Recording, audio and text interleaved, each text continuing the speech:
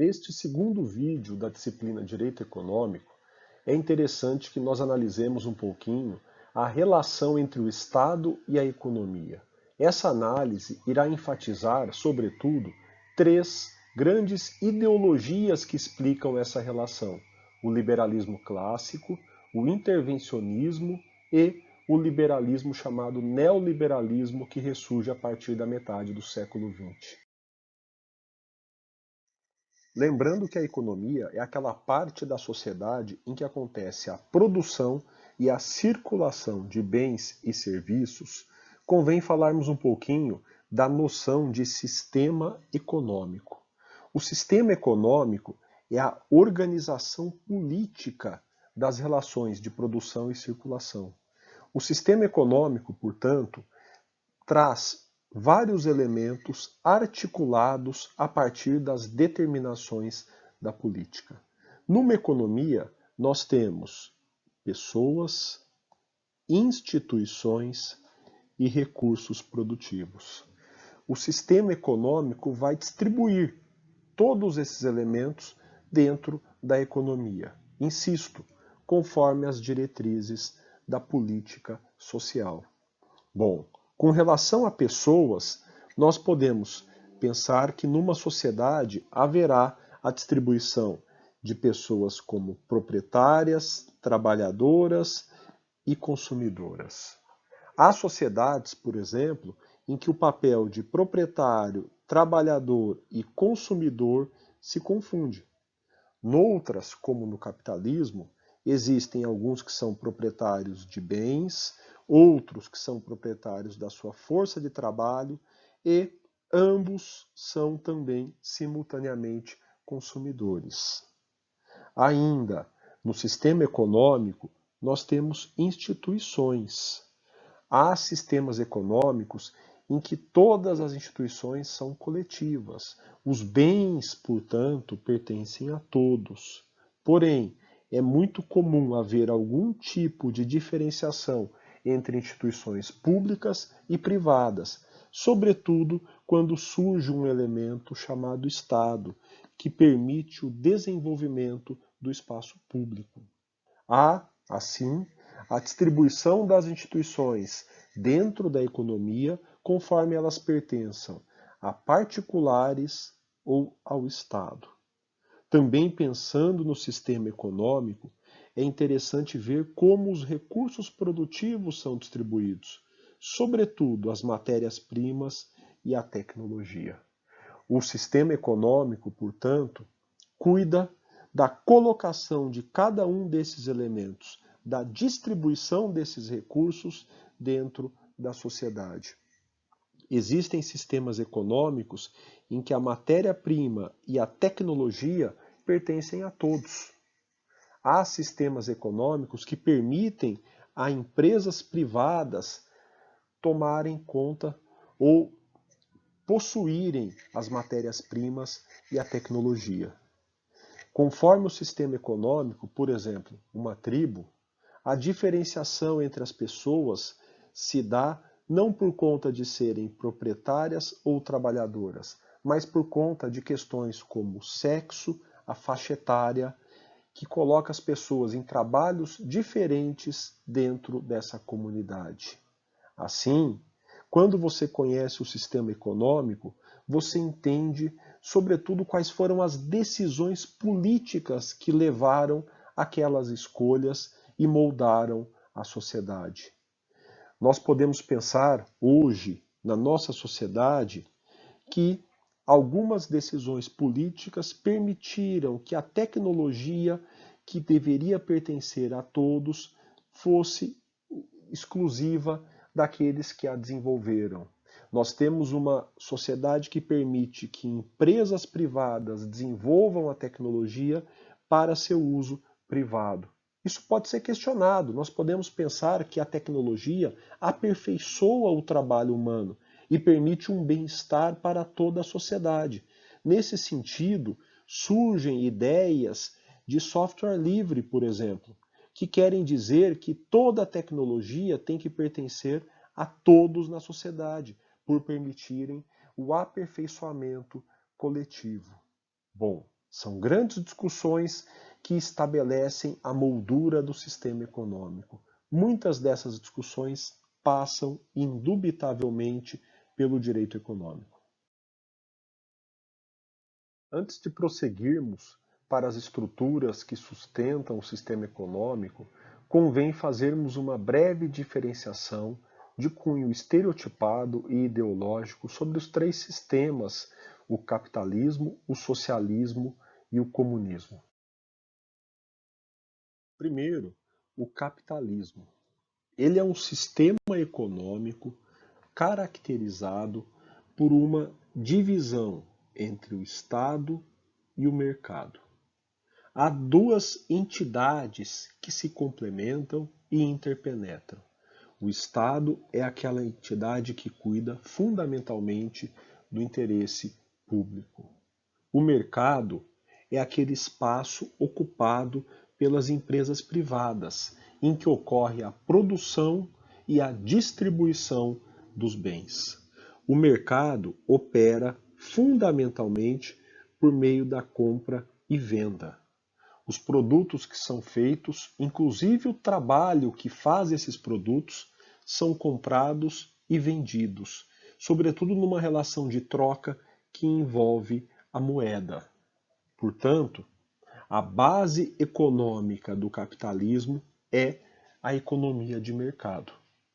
Essa economia de mercado guarda uma distinção em relação ao Estado, posto que as decisões que são tomadas em seu interior decorrem dos particulares, conforme interesses privados.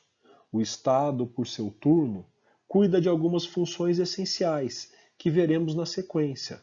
Ele cuida, por exemplo, da proteção dos contratos e do julgamento dos conflitos.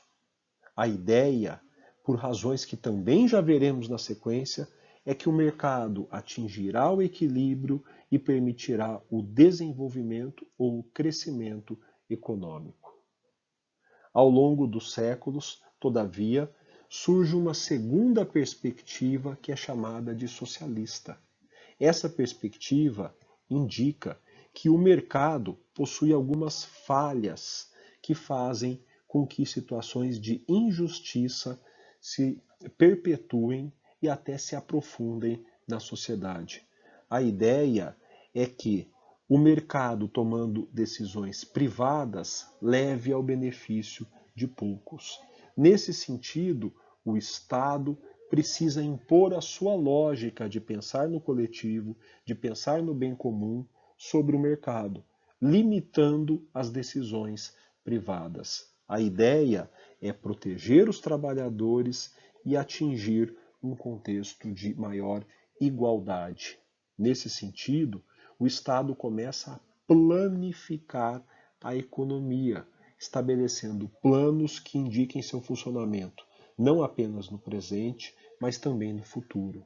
A ideia é que setores do mercado mal desenvolvidos ou que gerem injustiça sejam corrigidos pela atuação do Estado, permitindo à sociedade uma maior distribuição de renda e um maior atingimento de valores como a dignidade humana. Pois bem, na continuidade de um potencial processo em que o Estado entra na economia e planifica a economia, nós temos a total abolição da dicotomia mercado e Estado, atingindo-se um ponto utópico chamado de comunismo. Nessa sociedade, não havendo mais nem Estado nem mercado, a própria sociedade organiza a produção de modo democrático. A sociedade, então, distribuída em entidades políticas espalhadas pelo território, se articula, negocia, delibera e vota, indicando o que, como e quando produzir. Pois bem, podemos dizer que na história o comunismo fica num nível utópico. Mas há um problema. Alguns países que num dado momento se diziam socialista passam a se auto-intitular comunista. E esses países, ao invés de abolirem o Estado, possuem, na verdade, um Estado que chega muito próximo ao totalitarismo. Ora, preferimos designar tais sociedades como capitalismos de Estado e não propriamente como comunistas. Não temos ideia se há alguma possibilidade de um comunismo se desenvolver numa sociedade amplamente complexa como a capitalista. Porém, o que nós vemos é que há muitas tendências de limitação à autonomia privada das decisões do mercado por conta do Estado. Há exemplos de economias que atingiram grande índice de crescimento e desenvolvimento a partir de decisões centralizadas no Estado, como é o caso, sobretudo, da economia e da nação chinesa. A China é um grande Estado que toma decisões privadas, que planifica a economia e goza de grande crescimento econômico. Outros países, por seu turno, têm uma participação um pouco menor do Estado na economia, permitindo maior autonomia dos particulares e também logrando o desenvolvimento, como é o caso da economia norte-americana. Independentemente de pensarmos em capitalismo ou socialismo, é muito importante destacar que sempre há uma presença do Estado e do mercado nas estruturas econômicas contemporâneas. O sistema, parece-nos, é o capitalista, e há dentro do capitalismo uma participação mais ativa do Estado planificando a economia. Em direito econômico, estudamos o sistema capitalista. Nós analisamos, portanto, a dicotomia mercado e Estado. O que é, afinal de contas, a economia de mercado? Vamos falar de seus elementos essenciais. Primeiro, toda a economia de mercado se caracteriza pela presença quase exclusiva da propriedade privada dos bens. Sejam esses bens os chamados meios de produção, a empresa, a tecnologia, a matéria-prima, sejam esses bens de uso pessoal de qualquer um dos cidadãos da sociedade. Pois bem, todos têm o direito a possuir coisas suas e não necessitam compartilhar essas coisas com o restante da sociedade.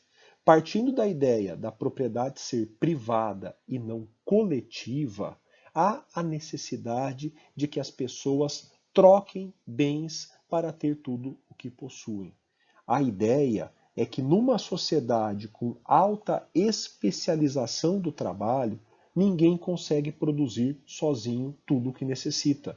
Portanto, há que haver trocas entre as pessoas para que elas obtenham os outros produtos que não produziram. No caso do capitalismo, o elemento que entra nas trocas é a moeda ou o dinheiro. Ora, as trocas são, a rigor, contratos de compra e venda. Numa economia de mercado, além de as pessoas serem proprietárias privadas de seus bens, elas dispõem de liberdade para contratarem. Esses contratos permitem as trocas entre as mercadorias de que necessitam e também, vejam só, na economia de mercado, o próprio trabalhador que não possui dinheiro pode, por meio da troca, celebrar um contrato de trabalho e vender o seu tempo em troca da remuneração. Ainda, a economia de mercado é marcada pela livre iniciativa. Entre suas instituições, admite-se a empresa privada. A empresa privada, que pertence a um ou alguns empresários, ela pode ser aberta a qualquer momento dentro de uma economia de mercado. A livre iniciativa indica que qualquer cidadão, em tese, pode virar empresário e pode constituir uma empresa. Também, na economia de mercado, predomina quase sempre a regra da concorrência. As empresas devem competir entre si para que, por meio dessa competição, ofereçam um produto ou um serviço de melhor qualidade, a um preço, quem sabe, menor. Portanto, em termos estereotipados, Na economia de mercado, no capitalismo, há a propriedade privada, a liberdade contratual, a livre iniciativa e a concorrência. Esses elementos todos se combinam na economia de um modo muito particular. O fundamental para entender a economia de mercado capitalista é entender que dentro dela as decisões econômicas são tomadas pelos particulares. É a chamada privatização da decisão econômica. Não há numa economia de mercado pura o planejamento estatal. Você vai decidir o que produzir, como produzir, quanto produzir e quando produzir a partir da sua opinião pessoal, privada. E é claro, as pessoas decidem, repito, o que produzir, como produzir, quanto produzir e quando produzir, pensando fundamentalmente em obter o lucro. Uma empresa irá produzir mais de um produto se este produto for lucrativo para ela. Uma empresa irá prestar mais de um serviço se esse serviço for lucrativo para ela. Ora, como um sistema econômico em que as pessoas tomam decisões de modo egoísta, pensando no seu lucro privado, pode ser interessante. Como um sistema em que cada um, pensando no lucro da sua empresa, decide o que produzir, como produzir, quanto produzir e quando produzir, pode terminar sendo um sistema que traga benefícios a todos. Há, digamos aí, uma mágica. Há a crença de que haverá, no fim das contas, um equilíbrio decorrente da oferta e da procura. Já vou falar na sequência um pouquinho mais dessa mágica e dessa ideia do equilíbrio. Mas, em última instância, acredita-se que a economia de mercado, que transfere a cada um dos indivíduos as decisões econômicas, termina equilibrando quanto e quando produzir alguma coisa a partir da lei da oferta e da procura. Bom, para entendermos como um sistema econômico que transfere aos indivíduos as decisões pode chegar ao equilíbrio, precisamos entrar em aspectos ideológicos. E aí devemos falar da primeira das ideologias, que é o liberalismo. Um dos pais do liberalismo é Adam Smith. Adam Smith acreditava haver uma mão invisível no mercado. Isso significa que cada indivíduo, buscando o seu bem-estar individual, terminaria realizando o bem de toda a sociedade. Ora, essa mágica só é possível em virtude da mencionada lei da oferta e da procura. A lei da oferta e da procura indica que, no mercado, se houver muita oferta de um bem e baixa procura, seu preço será baixo.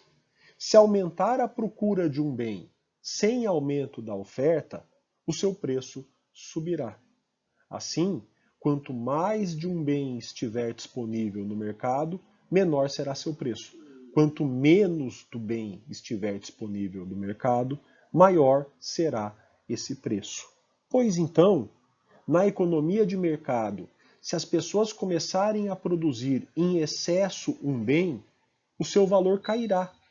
Isso fará com que algumas pessoas desistam de produzir esse bem, passando a produzir outro. No momento em que todos os ramos da economia são ocupados pela quantidade certa de pessoas, chegamos ao equilíbrio. Em nenhum dos ramos da economia haverá mais produção do que o necessário para um preço justo, nem menos produção que torne esse preço alto demais.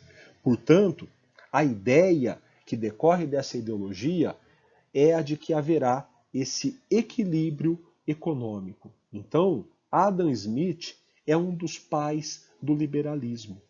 Em que ele acreditava, no que ele pensava? Para Adam Smith, a estrutura do mercado deve funcionar com uma mínima interferência do Estado. O Estado deve limitar-se a reconhecer as citadas propriedade privada, liberdade contratual, livre iniciativa e concorrência. Jamais o Estado deve interferir nesses elementos. Jamais o Estado deve desapropriar, interferir no contrato, limitar a livre iniciativa ou limitar a concorrência. A ideia é muito simples. Esses elementos são essenciais para que ocorra a lei da oferta e da procura. Se o Estado interferir nesses elementos, não ocorrerá o equilíbrio, posto que o Estado criará uma oferta ou uma demanda que não são naturais do mercado, são artificiais. Assim, na visão de Adam Smith, o Estado não deve entrar no funcionamento estrito do mercado, não deve entrar nas decisões econômicas. Claro, o Estado tem que existir. Para que o Estado exista, é fundamental que ele cobre tributos. Ele deve simplesmente tributar a atividade econômica, retirando aquela riqueza excedente para distribuir ao restante da população. Também o Estado tem um papel de defesa do território. A partir do que ele arrecada, ele deve garantir a segurança interna e a paz externa para o território. Outro papel do Estado, para Adam Smith, é administrar a justiça. O Estado deve manter um judiciário que vá julgar o desrespeito à propriedade privada, que vá julgar as violações aos contratos e violações à livre iniciativa e à concorrência. O judiciário, fundamentalmente, deve cuidar dessas coisas. Ainda, o Estado, na visão de Adam Smith, deve interferir na economia para prestar atividades não lucrativas aos particulares e essenciais a toda a sociedade. Temos aqui um esboço da ideia de serviços públicos.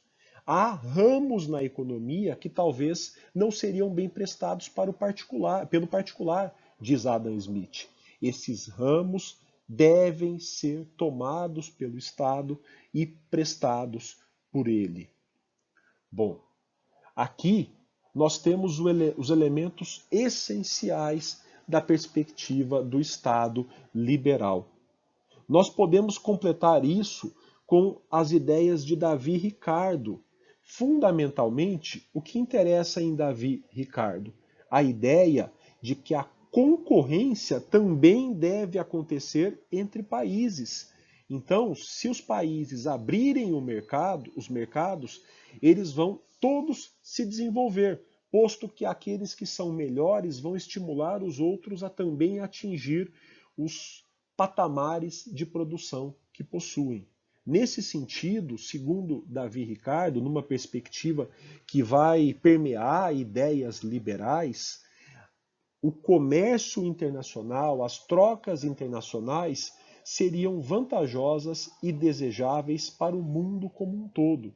Seriam desejáveis para todos os países do globo. Portanto, nós temos aqui, com esses dois autores, duas perspectivas essenciais do liberalismo. Primeiro, o Estado interfere o menos possível na economia. O Estado limita-se a algumas atividades consideradas essenciais dele. Segundo, a ideia de que as trocas internacionais livres são benéficas para o desenvolvimento da economia e do próprio Estado. A grande crença do liberalismo é a de que a economia de mercado, sem interferências do Estado, chegaria ao ponto de equilíbrio. Ora, isso é possível, como vimos, em virtude da lei da oferta e da procura. Haveria um momento em que todos os setores da economia estariam produzindo a um preço justo, podendo satisfazer a toda a população.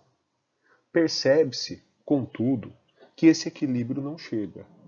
Na história, já a partir do final do século XIX e, sobretudo, durante todo o século XX, constatam-se falhas na economia.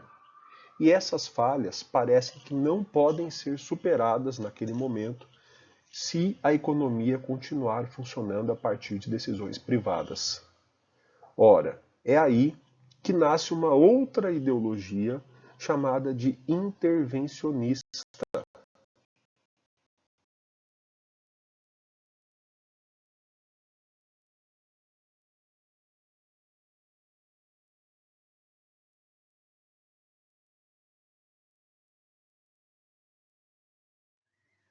O grande nome do intervencionismo é Keynes, economista que é muito influente no século XX.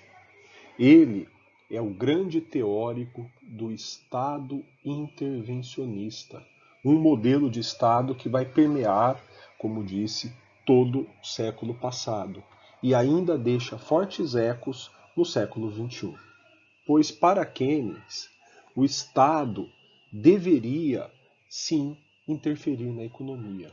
Ele não acredita na perspectiva de que a oferta e a procura levem ao tal equilíbrio econômico, trazendo melhoria para todos. O Estado deve intervir na economia, entre outras coisas, realizando gastos públicos. Sua perspectiva é muito simples. A economia possui falhas. A economia de mercado não chega ao mencionado equilíbrio. O Estado tem que gastar no momento certo, interferindo para suprir, para sanar essas falhas. Na sua visão, é papel do Estado criar um ambiente de segurança na economia. Se o Estado estimular esse ambiente de segurança, ele vai gerar mais confiança nas pessoas, que vão consumir mais. Em as pessoas consumindo mais, aumentando a demanda, também aumentaria a produção. Veja o círculo virtuoso que Keynes desenha. O Estado, então, portanto, realiza gastos, esses gastos geram confiança no consumidor, geram confiança no investidor, isso aumenta a produção e uma vez que isso aumenta a produção, gera a perspectiva de mais tributos arrecadados pelo Estado. O Estado, tendo mais tributos, pode gastar mais, aumentando a economia. Portanto, temos o tal do círculo virtuoso que mencionei. A perspectiva de Keynes vai dar forma a um modelo de Estado que é chamado de Estado social. É o Estado que se preocupa em resolver problemas sociais que, no geral, são mal equacionados pela economia de mercado. Quando você transfere na economia de mercado as decisões para o particular, ele toma decisões pensando no lucro. Há gastos sociais que, infelizmente, não geram lucro, ou, quando geram lucro, significam uma atividade que está sendo desenvolvida de modo inadequado para o bem comum. Portanto, no Estado social, é dever do Estado garantir o bem-estar social para a população. O Estado deve, portanto, gastar seu dinheiro para garantir, de um lado, a implementação de direitos sociais. Quais são os direitos sociais? Saúde, educação, habitação, transporte. Todos esses direitos exigem uma atuação positiva do Estado, exigem que o Estado gaste para permitir que eles sejam implementados de forma a beneficiar a maioria da população. Se a economia de mercado ficar responsável pela implementação de direitos sociais, ela irá falhar, irá gerar injustiças que aumentarão a desigualdade social. Por outro lado, o Estado social também deve garantir a proteção ao trabalhador. Na economia de mercado, nas relações entre o proprietário das empresas e o trabalhador é a parte mais fraca. Ele é a parte que normalmente é condenada à miséria e à pobreza. Ora, há uma escolha política na sociedade. A sociedade permite que o empresário enriqueça no processo de produção, mas o trabalhador não enriquece. Seria papel do Estado corrigir essa distorção. Não que o trabalhador vá enriquecer propriamente, mas a palavra-chave é ter uma vida digna, é dignidade. Portanto, nessa ideologia do Estado social, é função do Estado intervir na economia para garantir o bem-estar social a todos. Temos aí os desenhos gerais do Estado intervencionista. Não se pode deixar aos particulares todas as decisões econômicas. Existem setores cuja livre iniciativa deve ser limitada em nome do bem-estar social. Pensando na economia de mercado e nas ideologias até aqui expostas, o liberalismo, por um lado, e o intervencionismo, do outro, fiz esse quadro resumo trazendo os extremos. Na economia de mercado temos elementos como a tecnologia, a matéria-prima e a força de trabalho. Ora, numa perspectiva estritamente liberal, tanto matéria-prima, quanto tecnologia, quanto trabalho estariam sujeitas à apropriação privada. Esses recursos poderiam, portanto, serem apropriados pelo particular. A empresa particular pode ser dona da matéria-prima, da tecnologia e do trabalho. Ela pode negociar livremente a compra e a venda de matéria-prima, tecnologia e trabalho. E a produção estaria sujeita aos regimes da livre iniciativa e da concorrência. No outro extremo, podemos pensar no forte intervencionismo estatal, em que todos esses recursos, matéria-prima, tecnologia e força de trabalho, passam a ser propriedade do Estado. O Estado organiza a força de trabalho, o Estado distribui e explora a tecnologia, inova tecnologicamente, o Estado busca recursos de matéria-prima e distribui a matéria-prima na produção conforme seu planejamento.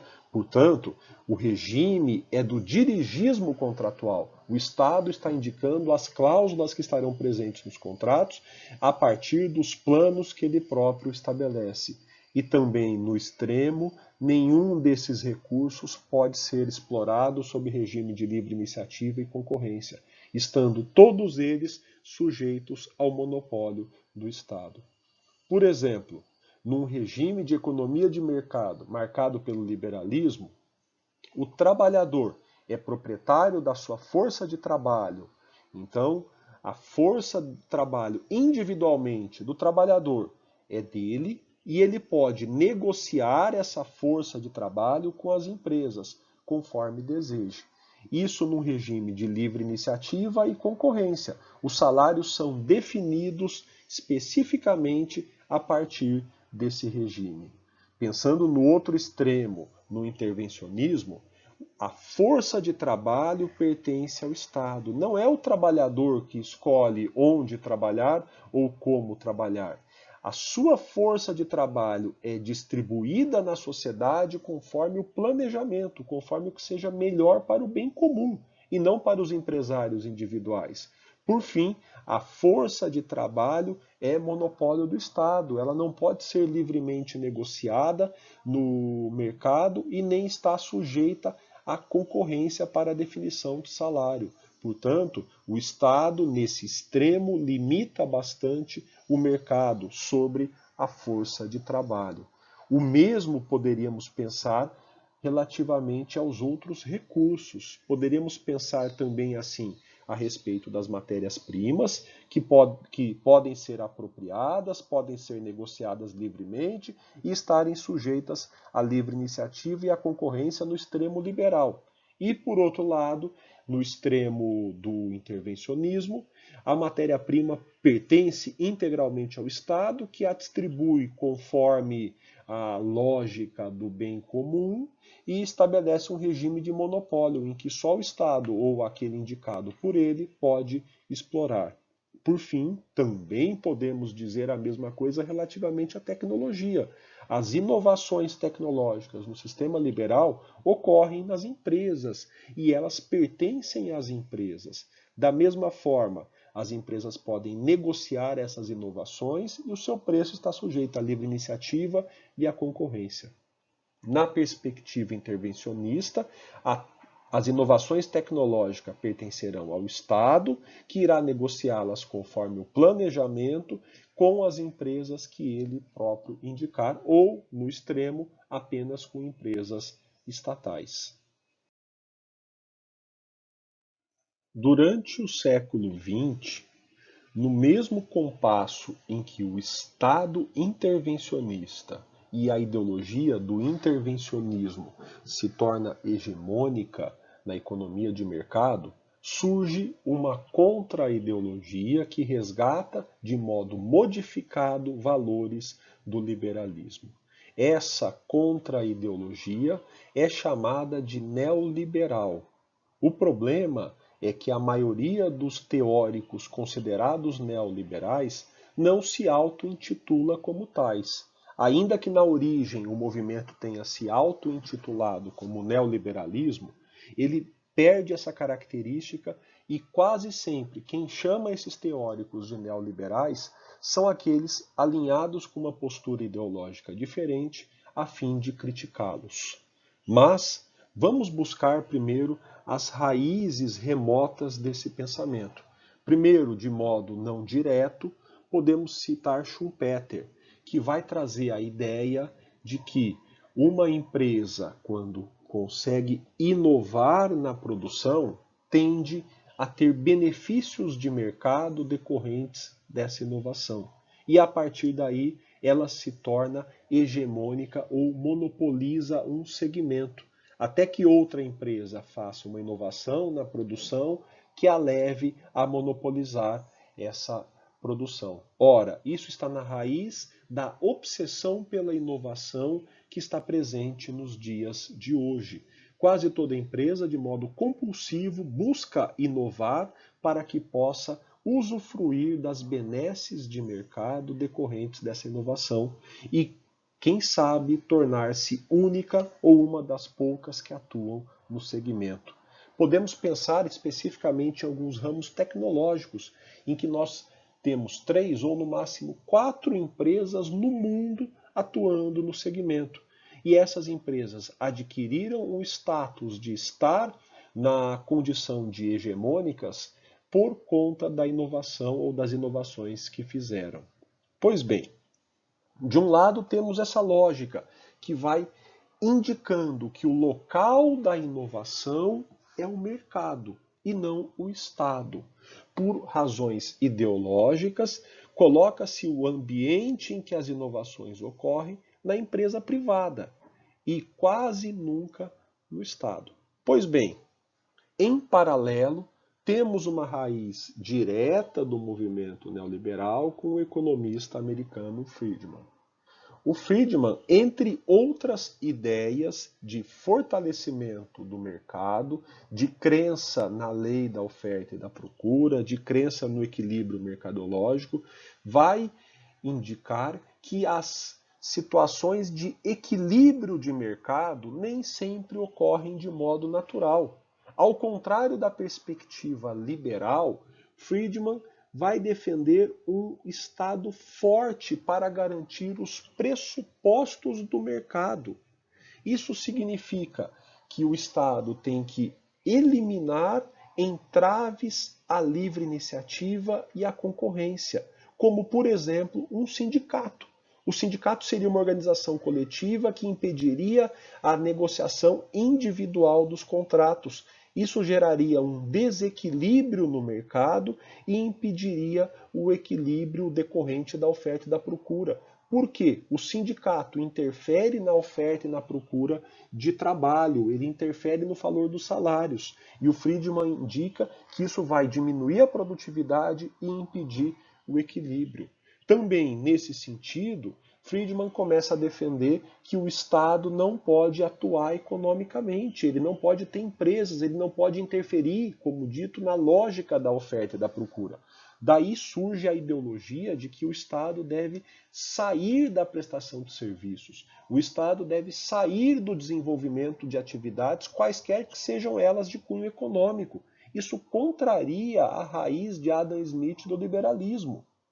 Portanto, para Friedman, a tônica é a privatização. A partir do seu pensamento, desenvolve-se a ideia de que nós devemos privatizar aquelas atividades prestadas pelo Estado, ou seja, transferir essas atividades para o particular.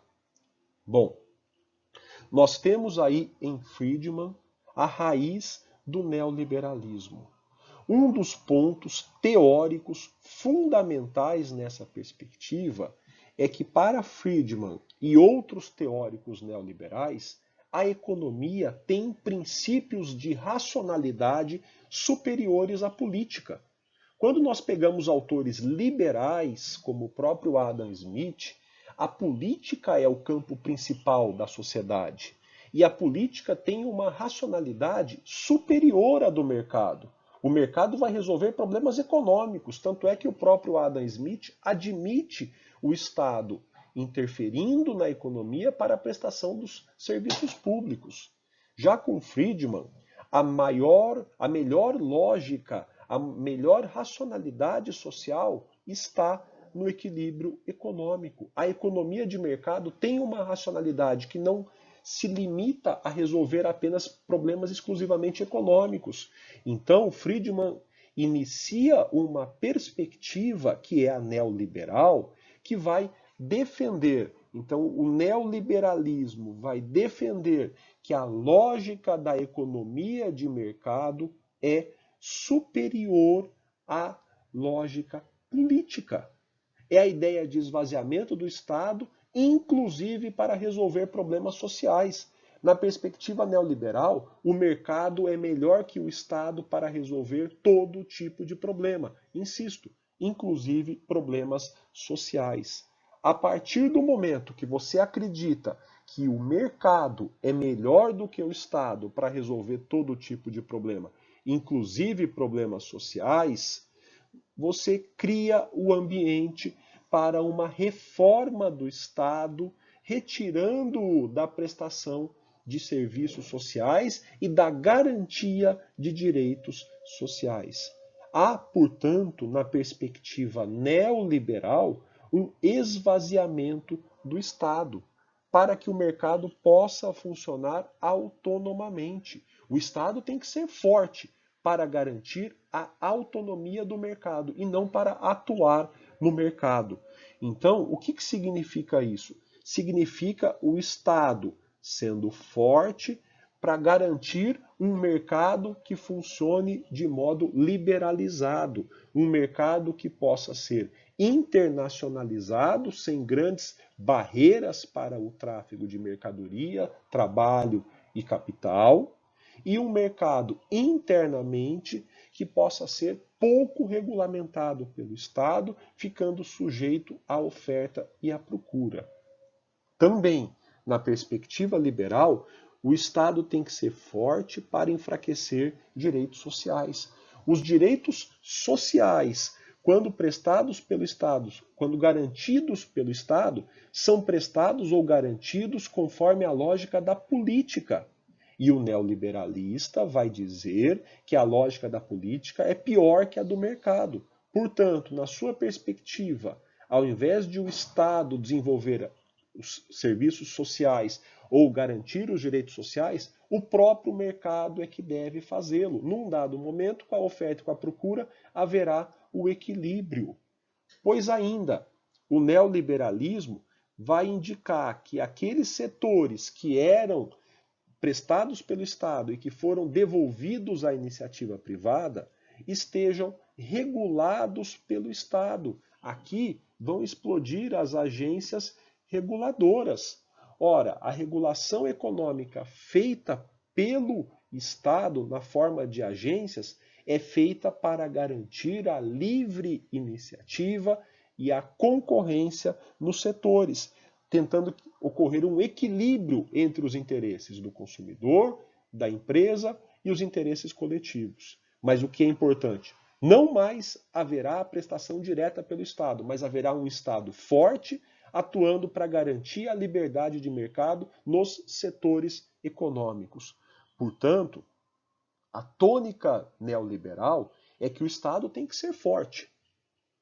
A tônica neoliberal é que o Estado tem que ser forte para garantir a autonomia da economia de mercado, posto que, repito, a economia de mercado possui uma lógica social melhor do que a lógica política para resolver todos os tipos de problemas na sociedade. Bom, e dito novamente nesses termos, a ideia do neoliberalismo é que a lógica mercantil tem que se tornar universal. Todos os campos da vida devem adotar a lógica mercantil. Isso significa, por um lado, que a lógica mercantil vai ser imposta ao trabalhador. O trabalhador não vai ser mais amparado pelo Estado, porque se o trabalhador é a força de trabalho, se o trabalhador é uma mercadoria, ele deve negociar livremente o seu preço, ele deve negociar livremente as suas condições de trabalho, posto que, se não o fizer, haverá uma interferência política na lógica da economia de mercado. Ora, o Estado protege o trabalhador pensando em outros valores que não econômicos. Isso prejudica a economia e, ao invés de gerar o equilíbrio, ao invés de gerar um benefício para todos, a longo prazo gera um malefício. Por fim, a lógica mercantil universal também é aplicada à empresa, ao Estado. O Estado passa a ser gerido como se fosse uma empresa. A ideia de que o Estado deve dar lucro. Ora, o Estado é visto como uma empresa, ele não pode ser deficitário, ele tem que dar lucro, ele deve atuar sem gerar déficit e ele deve também seguir todas as lógicas de eficiência da economia de mercado. Portanto, o neoliberalismo impõe essa universalização da lógica mercantil. A chave para criticar a perspectiva do neoliberalismo é justamente essa ideia que nunca é demonstrada de que o mercado é a melhor forma de se resolver todos os problemas da sociedade. Ora, não há qualquer demonstração empírica de que isso seja real. Nós temos diversos exemplos econômicos em que as economias crescem a partir da intervenção do Estado. Portanto, o neoliberalismo dissemina uma crença de que o mercado é melhor do que a intervenção estatal, simplesmente sem fundamento. Também não estou aqui dizendo que o Estado seja melhor do que o mercado para resolver problemas sociais. Apenas ambos estão intrinsecamente ligados e não é possível pensar-se em um sem se pensar no outro. Especificamente para criticar a perspectiva neoliberal, devemos assinalar, primeiro, que a lógica mercantil não consegue resolver os problemas sociais. Ao contrário, os países que deixam a resolução de problemas sociais apenas para o mercado têm mostrado um aumento da desigualdade. Aqueles países submetidos às reformas chamadas neoliberais têm verificado, como eu disse, um aumento na desigualdade social, um aumento na pobreza, o que mostra que o mercado não está sendo capaz de sozinho resolver essas questões. Também é muito cruel a ideia de você disseminar universalmente a lógica da economia de mercado, a ideia de que cada um deve cuidar de si como se fosse uma empresa. Isso é muito cruel com o trabalhador e essa crueldade se manifesta em estudos recentes, como o do Piketty, que mostram que a mobilidade social é cada vez menor na economia de mercado. O trabalhador condenado a cuidar de si no presente e no futuro, sem o amparo da política, sem o amparo do Estado, está, na verdade, sendo condenado à miséria e à desgraça. Por fim, também o Estado não pode ser gerido conforme uma empresa ou conforme a lógica mercantil. Existem economistas contemporâneos que sustentam que a emissão de moeda está sob o controle do Estado. A partir do momento que a moeda é a moeda fiduciária, cabe ao Estado emitir o tanto de moeda de que necessita, criando o ambiente de confiabilidade para que essa moeda adquira valor. Pois bem, dito isso, o Estado não deve estar sujeito à lógica mercantil. Portanto, o Estado deveria ser regido conforme uma lógica da política. Em suma, aqueles que criticam a perspectiva neoliberal partem da ideia de que a política possui uma lógica melhor do que o mercado. A política que deveria operar com o Estado possui a lógica da justiça, da distribuição de renda, da igualdade, da felicidade, que são negligenciadas no neoliberalismo.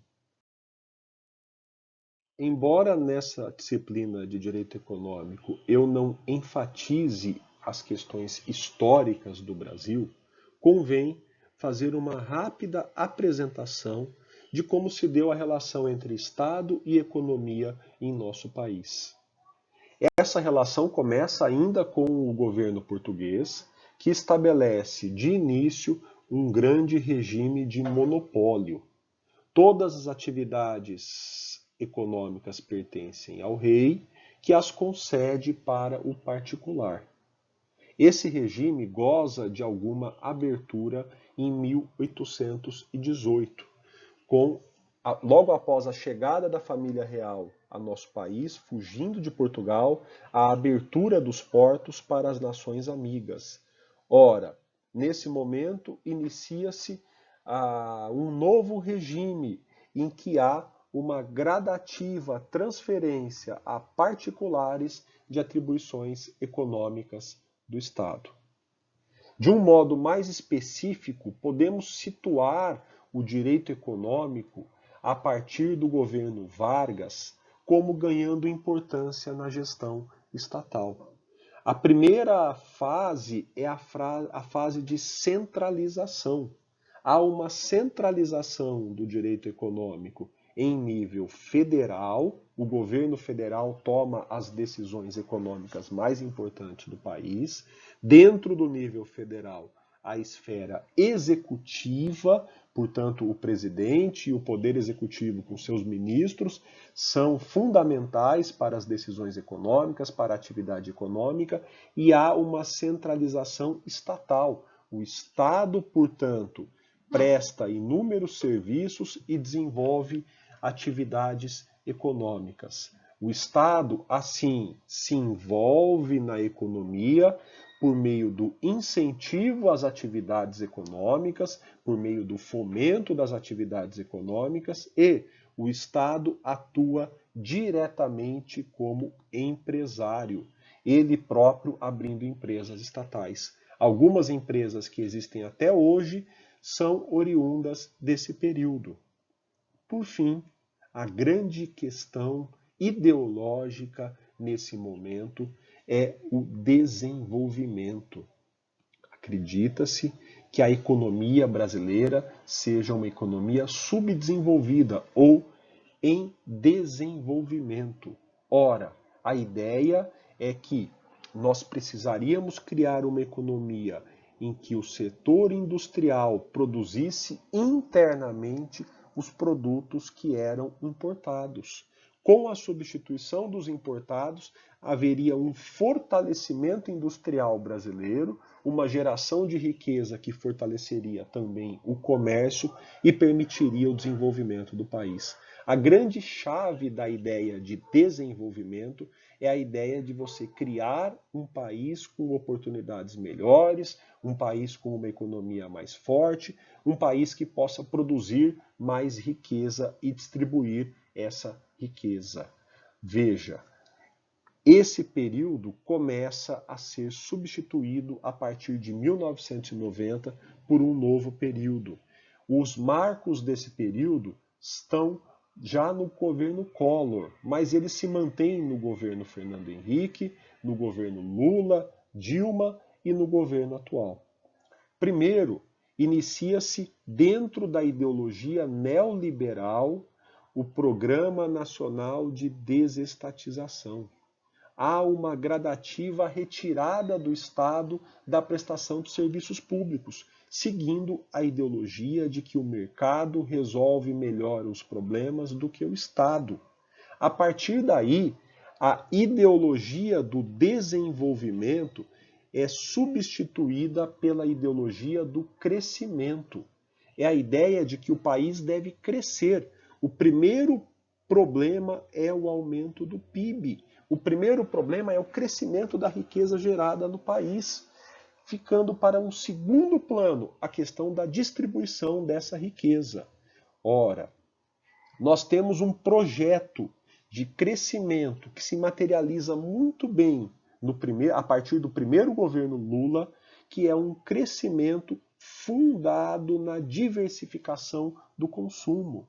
Classes sociais que antes estavam excluídas do mercado interno brasileiro, sobretudo da esfera de consumo, passam a consumir. A partir dos anos 2000, são produzidos bens de consumo para todos os segmentos da sociedade brasileira. A grande metáfora disso é o celular.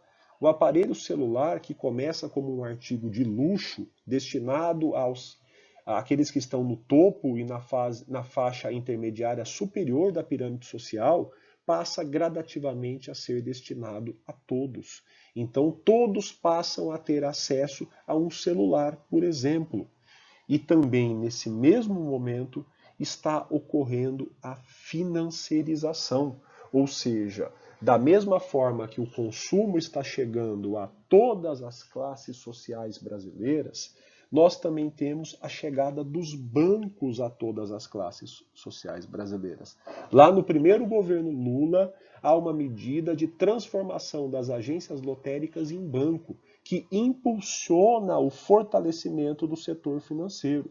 Nós podemos, inclusive, constatar que o grande setor que enriquece muito nos últimos anos no Brasil, em meio à crise, é o setor financeiro. Os lucros dos bancos são cada vez maiores.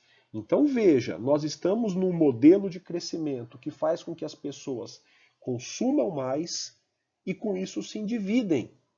Ao mesmo tempo, chega até as pessoas o microcrédito por meio da financiarização. Esse modelo de crescimento persiste até hoje. É a ideia de que o Brasil vai crescer aumentando o consumo e não aumentando suas indústrias ou com inovações tecnológicas, por exemplo. Bom, qual é a consequência disso? Primeiro, nesse ideal neoliberal, o Estado é forçado a gastar cada vez menos. Cria-se para o Estado, portanto, uma lógica da austeridade. O Estado tem que ser austero, ainda que essa expressão seja mais forte em países europeus, ela também chega ao Brasil. Há uma pressão cada vez maior para que o Estado brasileiro gaste menos. Há reformas no sentido de uma diminuição do Estado brasileiro. E claro, não que o Estado brasileiro não tenha gastos que sejam inócuos ou supérfluos, mas a ideologia é a de que qualquer gasto estatal é pior do que a economia resolvendo por si os seus problemas. Nessa ideologia de austeridade, o que sobra para o trabalhador é a precarização. A sociedade é cada vez mais precária. A sociedade apresenta para o trabalhador cada vez menos oportunidades de segurança.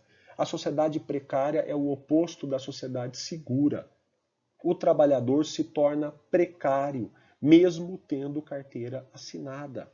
Uma das consequências desse crescimento baseado no consumo e na financiarização é a geração de vagas chamadas precárias. A maior parte das vagas geradas nos últimos anos em nosso país é de menos de um salário mínimo e meio. Ora, nós disseminamos o emprego em condições precárias. A população está sujeita a si própria. A população é empresária de si.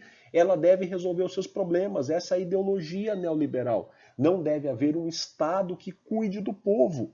Assim, cada um querendo resolver seus próprios problemas, cada um precarizado, termina numa situação de miséria maior. Pois bem, nós perdemos a segurança. A segurança está sendo perdida, inclusive com a diminuição ou severas restrições à aposentadoria. Por fim, esse movimento vai levar à edição da MP da Liberdade Econômica, que, contrariando a maioria das medidas provisórias criadas pelo governo, muitas com teor absurdo, esta consegue ser aprovada, posto que converge com a própria ideologia neoliberal de ocupantes do parlamento. A MP da Liberdade Econômica, num momento de crise, ressalta mais ainda os valores da economia de mercado e coloca como condição para sair da crise um aumento da lógica neoliberal. Pois bem, estamos no presente. O que nós vivemos hoje? Nós vivemos hoje a continuidade desse período. O atual governo tenta alardear como forma de propiciar o crescimento e resolver os problemas sociais, o esvaziamento do Estado e, simultaneamente, o fortalecimento da economia de mercado. Uma vez que eu já apresentei a disciplina e agora falei sobre as relações entre o Estado e a economia, enfatizando as ideologias, é momento de nós trazermos uma rápida noção de política econômica. A questão é muito simples. Independentemente da ideologia, parece evidente que a economia de mercado pode gerar deficiências.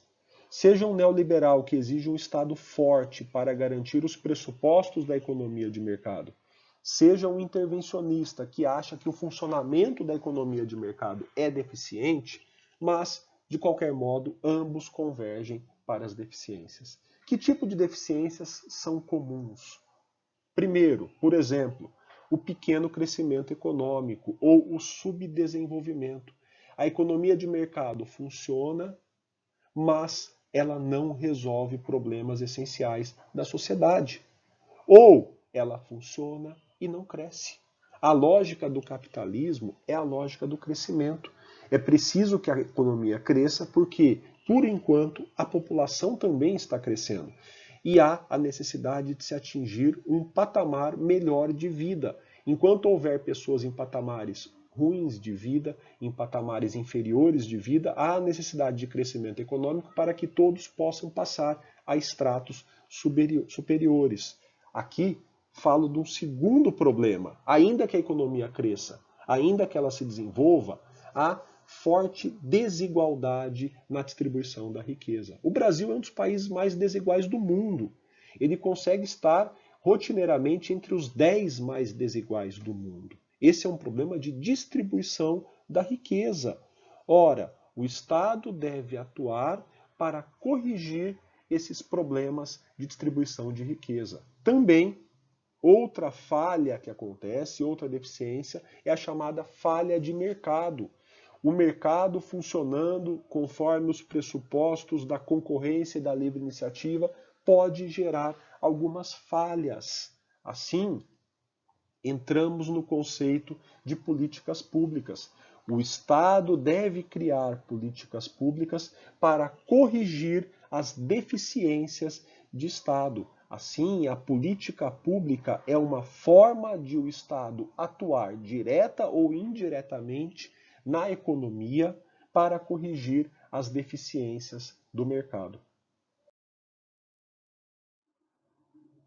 Pensando no funcionamento específico da economia de mercado, aparecem falhas. Quais são as chamadas falhas de mercado mais comuns? Primeiro, a concorrência.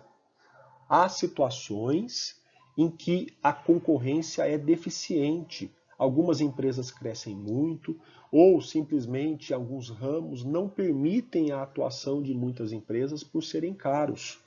Outra falha que é comum, que está ligada à desigualdade, é a má distribuição de bens essenciais. Ora, Que todos tenham acesso a todos os bens talvez seja impossível, mas existem bens essenciais à vida e à dignidade que devem ser compartilhados por todos. Também, outra falha de mercado comumente apontada é a externalidade. Essa falha ocorre quando um determinado ramo econômico gera um efeito, vamos dizer assim, colateral, para além da sua própria atuação. Um exemplo citado é a produção de automóveis.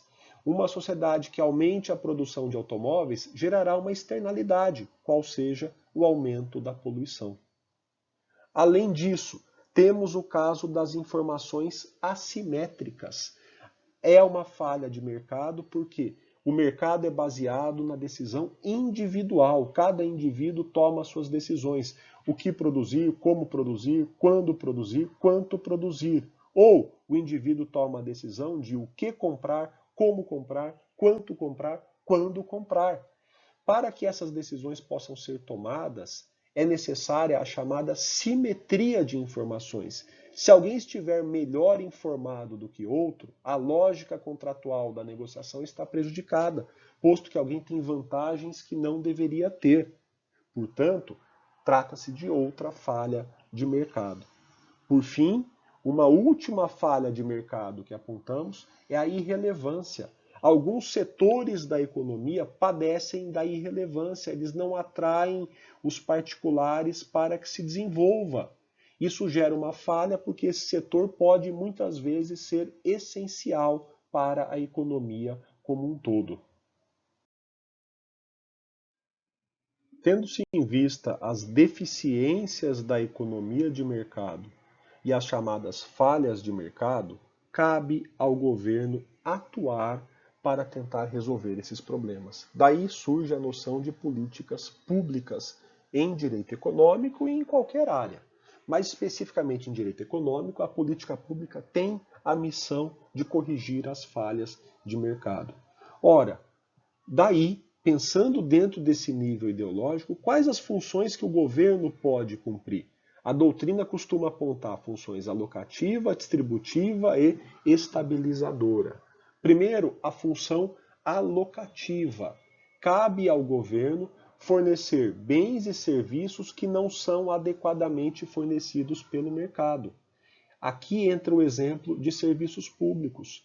Se há uma atividade que não é suficientemente bem prestada pelo mercado, pelos particulares, caberia ao governo corrigir essa distorção, ou fomentando, ou ele próprio prestando essa atividade. Aqui está a grande ideia de o governo buscar ou o crescimento econômico na ideologia atual, ou o desenvolvimento econômico na ideologia intervencionista. Então, devem ser alocados bens e recursos de forma correta na sociedade, com a atuação de estímulo e atuação direta do governo para a sua prestação. A segunda função do governo é a função de distribuição. Ora, a sociedade possui rendas que decorrem do trabalho e da própria propriedade. Se houver uma distribuição desigual dessas rendas, cabe ao Estado atuar para equilibrar as coisas. A atuação do Estado nessa função distributiva pode ser focando em pessoas para, por exemplo, qualificar os trabalhadores, aumentar a riqueza ou a produtividade do trabalho. E também ela pode ser uma redistribuição por um setor da economia ou por uma região. Quando o Estado tenta promover o desenvolvimento de uma cidade ou de uma região dentro da nação, ele está atuando conforme a função distributiva.